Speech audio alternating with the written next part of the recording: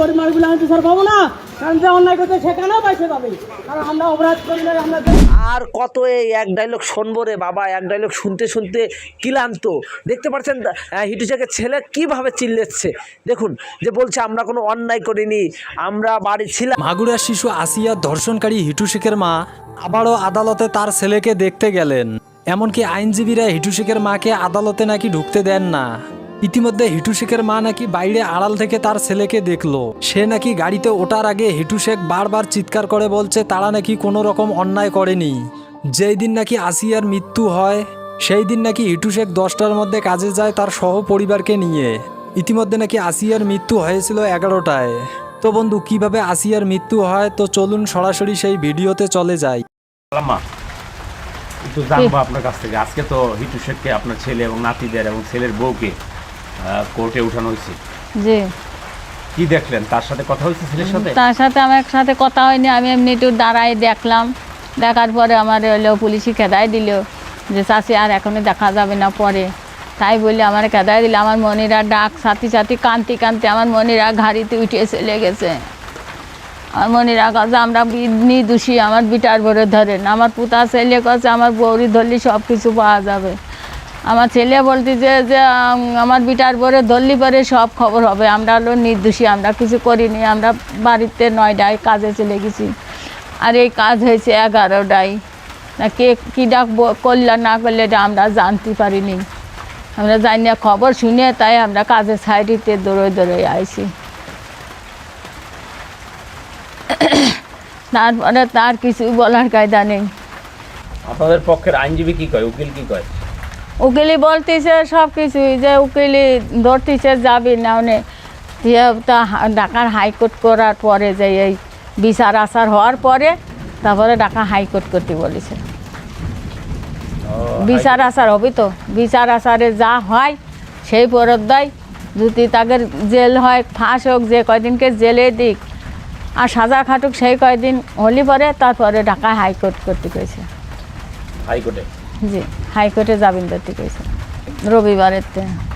ছেলেরা কেমন দেখলেন? ছেলে তো ভাঙিয়ে পড়েছে, হ্যাঁ আমার মনিরা সব ভাঙিয়ে পড়েছে। আজকে ভেঙে পড়েছে, মুখ ছুঁয়ে একটুখানি গেছে, চোখ মুখ করতে চলে গেছে, আর মুখে কোনো আসতেছে না। হ্যাঁ কি বলা আছে আপনার আর দেশবাসীর উদ্দেশ্যে? আর কিছু বলার কায়দা নেই বাপু, আমার পিছনে কোনো লোকজন নাই। তাহলে নিজে আর ওই নাতিটুক এখন এই 2 দাদি মাঝি এখন এই দৌড়ই বেড়াতে হবে, তাছাড়া আমার পিছনে কোনো লোক নাই বাবা। আরও আছে আইনের লোকে, আইনের মাধ্যমে যা হবে তার বেশি তার আমি যাতে পারবো না।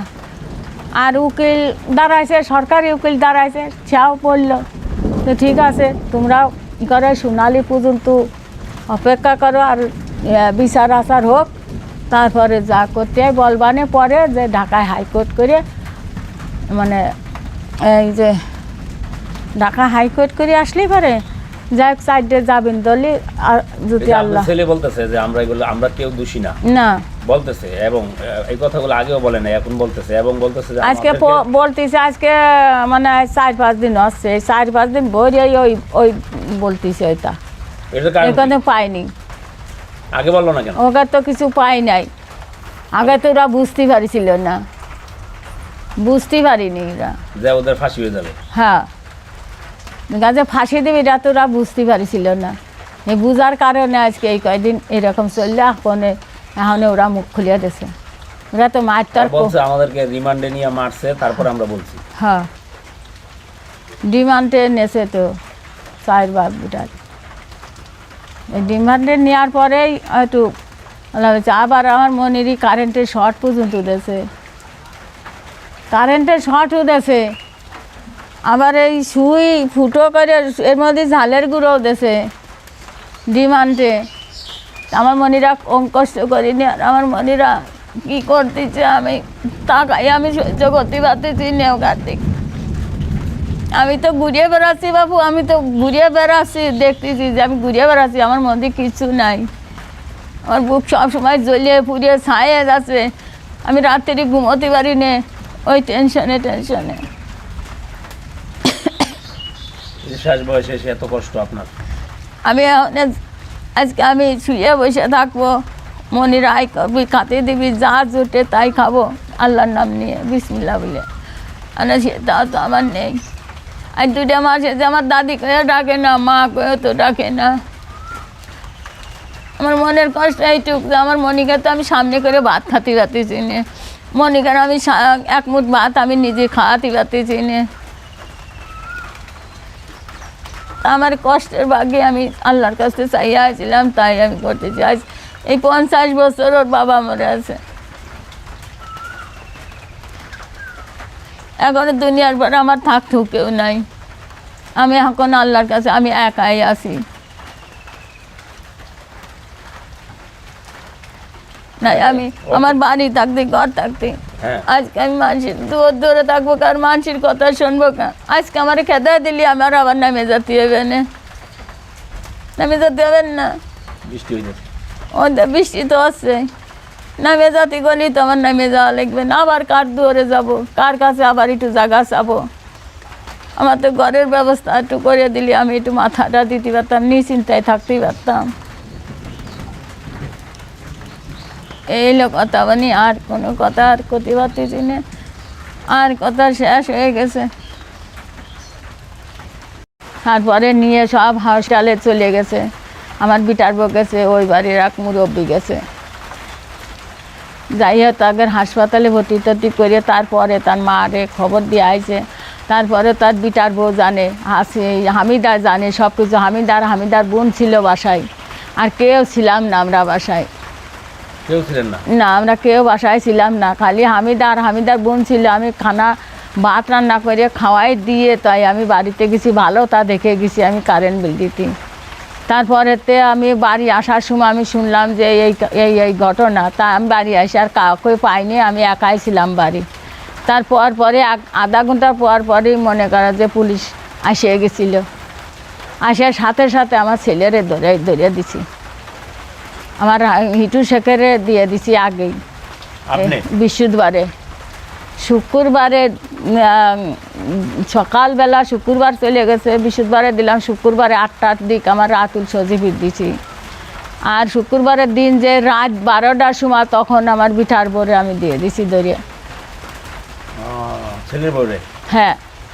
আর এই সমস্ত ঘটনার খবর সব হামিদা জানে, তাছাড়া আর কেউ জানবে না, আমরা কেউ জানি না। ওখানে তারে দল্লি পরে সব খবর পাওয়া যাবে। কালকে কেবল ধরেছে, আরও কিছুদিন ধরিয়া আনুক, আমাদের সাক্ষী সব দইয়ে যাক, তারপরে তার কাছে সব কিছু শুনলেই পাওয়া যাবে। সে সত্যি ঘটনা হবে না মিথ্যে ঘটনা হবে সেই জানিস। তার বোন আর সে ছিল বাসায়। আপনার ছেলে বলতেছে বারবার যে, আমার ছেলে তো বলতেছে, আপনার ছেলে বলতেছে যে হামিদার সাথে নাকি অন্য ছেলের সম্পর্ক আছে। আছে, ফোনে কথা বলে, গোপনে কথা বলে। সেই গোপন কথাটা কিটা শুনবে, আমরা কি শুনতে পারি? মোবাইল যদি কানের গুড়ায় নিয়ে যে গল্প করে, সেই গল্পতে তো করতেও পারে। আর মোবাইলে যে কথা বলতেছে তা তো আমরা জানি না। তার কার শুনলি কয় যে আমি মার সাথে কথা বলতেছি, আমার দাদার সাথে কথা বলতেছি, তাই শুনলি পরে তাই কয়। হামিদা? জি। আপনি কখনো জিজ্ঞেস করছিলেন? না, আমি তো জিজ্ঞাসা করতেছি, আমার সামনে তো কথা বলি না। এখন আমার নাতি সালের সামনে সব কথা বলে, সব সময় ফোনে কথা বলে। তাহলে কোন কথা বলে তা আমি সামনের পর তার আমি জাতি পারিনি। পারি আমি জাতি যে ওরা কী গল্প করতেছে, আমি সেই গল্প তো আমি শুনতে পারবো না।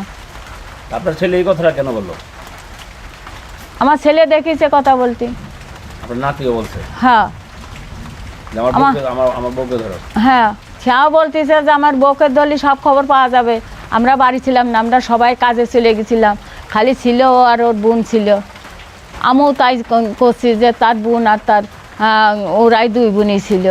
আমি সকালে খাওয়াই থেকে গেছি ভালো, তা ডাল ডিম ভাত রান্না করে খাওয়াই থেকে গেছি ভালো, তা খাতির দিয়ে খাওয়াই ঠাওয়াই থুয়ে তারপরে আমি মনিরা সব কাজে কামে চলে গেলে আমি 9টার সময় আমি কারেন্ট বিল দিতে চলে গেছি।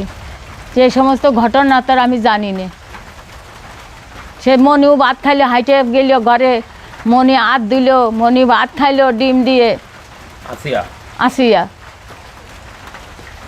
আসিয়ার বোনও ভাত দিল খাতি, সে ভাত খাইলো। এরম বারান্দার নিচে গিলাস ধরে এরম গিলাসে হাতও দিল সিঁড়ির নিচেই। তারপরে আমি বললাম যে এই তুই এখানে হাত ধুচ্ছিস, থালে হাত ধুস নেই। কাজে না, আমি আপু হলেও থাল আনতিছে, আমি এখানে ধুচ্ছি। আবার আমার মনিরও ডাকিছে, ও ভাই আপনি কাজে যাবেন না, আমারে কোন সময় বাড়ি দিয়ে আসবেন। তাই করলে আমার মনি করছে কি, আমার সজীব করছে যে মনি তুই থাক, আমি বিকালে কাজেতে আসে তারপর তোরে দিয়ে আসবানে। তাই করে গেছে। ছেলে হ্যাঁ হ্যাঁ, আমার সজীব। তা এর মধ্যে আর কি ঘটনা হইলো কি না হইলো সেটা তো আর আমরা করতে পারবো না। সকালবেলা বলতে পারবেন না, সকালে আপনার ছেলের এই কাজটা ওই যে আমার পুতা সাল কয়েছে যে আমরা তো সবাই কাজে চলেছি, আমরা তো কেউ বাড়ি ছিলাম না। তো এই কাজটা তো হয়েছে 10টা 11টায়। তা আমার ওই বৌরি দলিভারে সব কিছু খবর পাওয়া যাবে না। নাতির বউ হ্যাঁ, ওর নাম হামিদা। হামিদা। সম্মানিত দর্শক মণ্ডলী, হিটু শেখের মেয়ে এবার হামিদা বেগমের সেই প্রেমিকার কথা উপস্থাপন করলো যে হামিদা বেগম কার সাথে সম্পর্ক করেছিল এবং সেই ছেলের নাম কি এবং হামিদা বেগমের কাছে কি ছবি পাঠিয়েছিল, কি কথা বলেছে সেই হিটু শেখের মেয়ের ফোন দিয়ে, এবং হিটু শেখের মেয়ের ফোনে সেই হামিদা বেগমের প্রেমিকা আকাশ নাম সে কি ছবি পাঠিয়েছে আজকে আমরা হামিদা বেগমের ননদ অর্থাৎ হিটু শেখের মেয়ের মুখ থেকে আমরা শুনব। দর্শক মণ্ডলী, মাগুরা সেই ঘটনায় যে 4 জনকে আসামি করা হয়েছে, হিটু শেখ, তার ছেলে সজীব এবং রাতুল এবং তার স্ত্রী অর্থাৎ হিটু শেখের স্ত্রী, এই 4 জনকে আদালতে নেওয়ার পরে হিটু শেখ কিন্তু আদালত প্রাঙ্গণ থেকে বের হয়ে চিৎকার দিয়ে বলেছিল যে মাননীয় আদালত, মাননীয় আইনজীবী এবং সাংবাদিক ভাইরা, আমি নির্দোষ, আমার ছেলেও নির্দোষ। আপনারা আমার বেটার বউ হামিদাকে ধরেন, হামিদাকে ধরলেই সব কিছু বের হয়ে আসবে। হামিদার সাথে অন্য একটা ছেলের সম্পর্ক ছিল, তার নাম হচ্ছে আকাশ। এই কথা কিন্তু আমার নয়, এই কথা হচ্ছে হিটু শেখের কথা এবং হামিদার স্বামীর কথা। আজকে আমরা হিটু শেখের মেয়ের মুখ থেকেও সেই একই কথা আমরা শুনবো। হিটু শেখের মেয়ে বলতেছে যে হামিদার সাথে আকাশের সম্পর্ক ছিল এবং আমার মোবাইল দিয়ে অর্থাৎ হামিদা বেগমের ননদ হিটু শেখের মেয়ের মোবাইল দিয়েই নাকি আকাশ হামিদা তার সাথে কথা বলতো এবং আকাশও নাকি তার মোবাইলে ছবি পাঠিয়ে দিত। তো বিস্তারিত একটু আলোচনা পরে করি, আগে আমরা শুনে নেই যে হিটু শেখের মেয়ে আসলে আকাশের সম্পর্কে এবং হামিদার সম্পর্কে কি কথা বলতে চাচ্ছে আমরা একটু শুনে এরপর আমরা আলোচনা করে নেব। তো চলুন আমরা হিটু শেখের মেয়ের বক্তব্যটি শুনে নেই যে আকাশ নামের ছেলেটির সাথে হামিদার কেমন সম্পর্ক ছিল। এই আকাশের সাথে ওর ছবি, কিসের ছবি এগুলো? আকাশটা সম্ভবত আমি জানি ওর খালাতো ভাই, আর ওর সঙ্গে ওর প্রেম ছিল বিয়ের আগের থেকেই। এবং দর্শক মণ্ডলী, এখানে হামিদা বেগমের কথাই বলতেছে হিটু শেখের মেয়ে যে আকাশের সাথে তার কিসের সম্পর্ক, আকাশের সাথে হামিদার কিসের সম্পর্ক। আকাশ বলতেছে যে এই হিটু শেখের মেয়ে বলতেছে আকাশ হলো হামিদার খালাতো ভাই। তাহলে খালাতো ভাইয়ের সাথে হিটু শেখের এই মেয়ে বলতেছে হামিদার কি সম্পর্ক, এবং আরও কিছু কথা যদি আপনি শোনেন আপনি আসলেই বুঝতে পারবেন যে ঘটনা কোন দিকে মোড় নিচ্ছে। আমরা একটু শুনে নেই। তারপরেও কথা বলতো এবং আমার ফোন দিয়েও কথা বলেছে। আর ওই দর্শক মণ্ডলী, এখানে একটা কথা হামিদা বেগমের কথাই বলতেছে যে হিটু শেখের মেয়ে বলতেছে যে আমার ফোন দিয়েও কথা বলেছে। তাহলে হিটু শেখের মেয়ে আজকে যে কথাটা বলতেছে যে আমার ফোন দিয়েও কথা বলেছে, আসলে এখন তো ডিজিটাল যুগ, অত্যাধুনিক যুগের ভিতরে কিন্তু কোনো ডকুমেন্টস বের করা কোনো সমস্যা নয়। এখন হিটু শেখের মেয়ের দাবি হচ্ছে আমার ফোন দিয়ে হামিদা বেগম কথা বলেছে আকাশের সাথে। আচ্ছা, মেনে নিলাম। এখন যদি তার ফোন দিয়ে যদি অবশ্যই আকাশের সাথে কথা বলে থাকে তাহলে অবশ্যই এটা প্রমাণ বের করা তেমন কঠিন কিছু নয়। যদি সেই সিমের অফিসের সাথে যোগাযোগ করে তাহলে কিন্তু অবশ্যই সেই ফোন দিয়ে অর্থাৎ হামিদা তো বেগম বন্ধুরা, পুরো ভিডিওটি দেখতেই মেয়ের ফোন পেলেন। দিয়ে কোথায় কোথায় ইতিমধ্যে কথা বলেছে, আসিয়ার মা কার লাইভে সাথে এসে বললেন 17 তারিখে নাকি হিটু শেখের ফাঁসি হবে। যেভাবে নরপশুটা আমার মেয়ের সাথে যে অন্যায় করেছে তাকে তো শাস্তি পেতেই হবে। আদালত থেকে তাকে নাকি ফাঁসির রায় ঘোষণা করলেন। তো বন্ধুরা, পুরো ভিডিওটি দেখে আপনাদের মূল্যবান মতামত কি তা অবশ্যই কমেন্ট করে জানাবেন। দেখা হবে নেক্সট ভিডিওতে। খোদা হাফেজ। সবাই ভালো থাকবেন, সুস্থ থাকবেন।